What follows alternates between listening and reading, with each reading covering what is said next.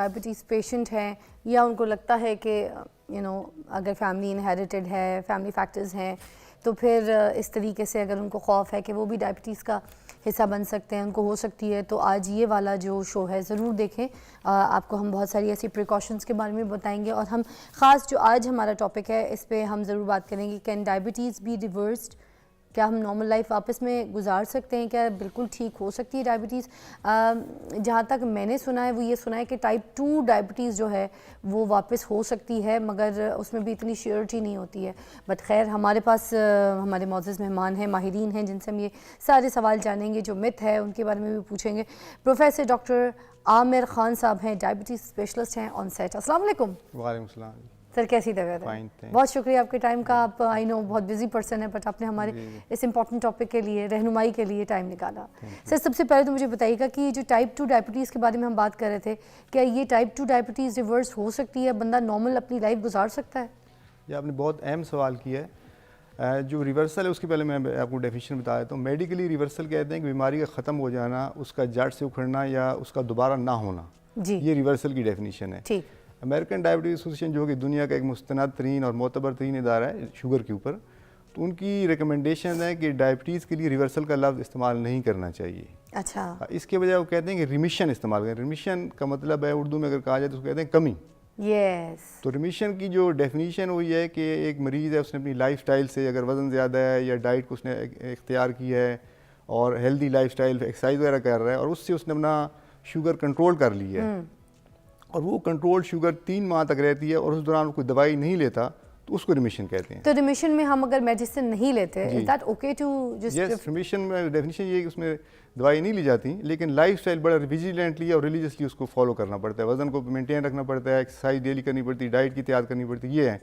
लेकिन ये बहुत कम पेशेंट्स में होते हैं, ये 100 में से 1 से 4% लोग हैं जो इसमें आते हैं इस कैटेगरी। और सर, ये सिर्फ टाइप 2 डायबिटीज़ के लिए सिर्फ होता है? टाइप 2। गैस्ट्रेशनल डायबिटीज़ जो है स्पेशली वो औरतों में पाई जाती है, क्योंकि जब प्रेगनेंसी होती है तो प्रेगनेंसी के दौरान ये वाली गैस्ट्रेशनल डायबिटीज़ का शिकार हो जाती हैं और कुछ लोग कहते हैं कि ये जो है रिवर्स नहीं होती और कुछ डॉक्टर्स कहते हैं कि रिवर्स हो जाती है। इसके बारे में क्या कहेंगे आप? जी, गैस्ट्रेशनल डायबिटीज़ जैसे आपने फरमाया कि ये प्रेगनेंसी के दौरान ही होती है और प्रेगनेंसी के बाद ये डिपेंड करता है मुख्तलिफ वजूहात के ऊपर। अगर इनकी खातून जो प्रेगनेंट है उनकी शुगर जो दौरान प्रेगनेंसी कंट्रोल रही है तो फिर चांस ज़्यादा होता है कि प्रेगनेंसी के बाद ख़त्म हो जाती है। लेकिन अगर दौरान प्रेगनेंसी शुगर बड़ी रहती है, कंट्रोल नहीं रहती या वो दवाइयाँ नहीं लेती सही तरह से, ख़ास तौर पर इंसुलिन रिकमेंड की जाती है प्रेगनेंसी में। अब तो खैर एक गोली भी है, उन्होंने भी कहा वो भी ले सकते हैं प्रेगनेंसी के दौरान इंसुलिन के इलाज। जी, सेफ़ और प्रेगनेंसी है, लेकिन ज़्यादातर इंसुलिन ही दी जाती है। हाँ। तो वो अगर उससे कंट्रोल रहती है तो फिर ज़्यादा चांस होता है कि शुगर जो है प्रेगनेंसी के बाद कंट्रोल रहे और ना हो, ख़त्म हो जाए। अच्छा। लेकिन कई दफ़ा ऐसा होता है कि प्रेगनेंसी में चूँकि पूरी तरह कंट्रोल नहीं कर पाती, वो ज़्यादा रहती है, शुगर बड़ी रहती है, तो फिर प्रेगनेंसी के बाद भी कैरी ऑन करती है। अच्छा।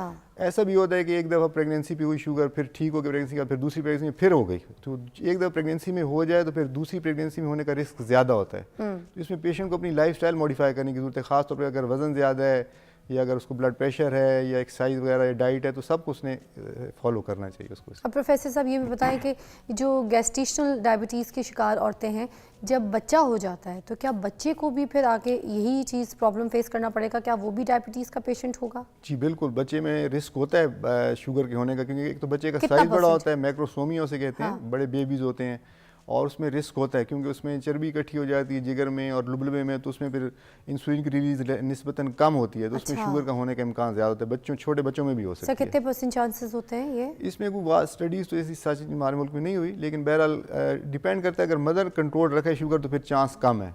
अच्छा। लेकिन अगर मदर ने अनकंट्रोल रखा है, लापरवाही की है, शुगर अनकंट्रोल रही है, ज़्यादा रही है, तो फिर रिस्क जो बच्चे में होने का है ज़्यादा बढ़ जाता है।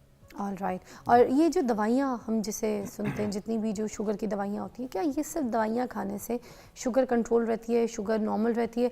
जैसे ही दवाई छोड़ दो तो शुगर बर्बाद हो जाती है, ये सब कुछ क्या इसमें बात सच्चाई है? जी, इसमें काफ़ी हद तक दुरुस्त बात है, लेकिन शुगर एक ऐसी चीज़ है कि उसमें सिर्फ दवाइयों का रोल नहीं है, उसमें लाइफ स्टाइल का बड़ा रोल है कि इंसान एक्टिव लाइफ रखे, डाइट सही रखे, ब्लड प्रेशर सही रखे अपना, और कोलेस्ट्रॉल वगैरह को मेंटेन रखे सही तो तरह। ये BMI जो होती है 30-35 वाली, हाँ ये इसके बारे में हाँ, भी तो बता दें। जी बिल्कुल, BMI जितनी ज़्यादा होगी उतना रिस्क शुगर का बढ़ जाएगा, और उसके साथ दिल के अमराज, ब्लड प्रेशर सारे बढ़ जाएंगे, तो उसको भी अच्छा। आपने मेंटेन रखना है, लोअर उस पर रखना है। तो BMI का तो भी अपना टेस्ट करवा लें, जो शुगर पेशेंट्स हैं उनके लिए कराना बेहतर है। चाहिए, और शुगर के मरीज को होल ऐसी कैलकुलेशन ही होती है वो, मतलब जी एक तो है वहाँ ना जो तो BMI तो। कैलकुलेशन है जी बिल्कुल। अच्छा, तो ये भी ज़रूरी है कि उनकी जी। ये कैलकुलेशन अपने हाथ में रहे। अच्छा, लबलबा की एक बात अगर करें कि अगर ख़राब हो गया एक बार, फिर क्या बिल्कुल कंटिन्यूसली दवाई तो फिर रखनी पड़ेगी ना, फिर तो दवाई नहीं छोड़ सकता बंदा अगर लबलबा इज़ टोटली। नहीं, लबलबा में सिर्फ शुगर की इंसुलिन की रिलीज नहीं होती, और भी कई एंजाइम्स होते हैं, Like? मतलब जो डाइजेशन में हेल्पफुल रहते हैं, प्रोटीन की डाइजेशन में, हाँ। कार्बोहाइड्रेट की डाइजेशन में जो है एंजाइम हेल्प करते हैं उनको हजम करें, वो भी लबलबे से स्क्रीट होते हैं। तो शुगर का एक पार्ट है, एक सेल होते हैं बीटा सेल जिन्हें कहे जाते हैं, वो इंसुलिन रिलीज करते हैं। तो ठीक है, उसकी बात, आपकी बात बिल्कुल दुरुस्त है कि अगर वो ख़राब हो जाता है तो फिर तो शुगर का रिस्क बहुत बढ़ जाता है, और अगर वो पार्शली ख़राब है, थोड़ा काम कर रहा है, तो उसमें भी रिस्क होता है शुगर के होने का, क्योंकि इंसुलिन रिलीज जितनी कम होगी उतना रिस्क शुगर का बढ़ता जाएगा। सर, हमारे ऑफिस है उधर, किसी ने ना टेस्ट करवाए 3 डिफरेंट लेबॉर्ट्रीज से। जी जी। तीनों लेबॉर्ट्रीज जो है उनमें टेस्ट डिफरेंट आया। एक में 5.1 आया, एक में 5.9 आया, एक में 6.3 आया। ये तीनों टेस्ट अलग अलग थे।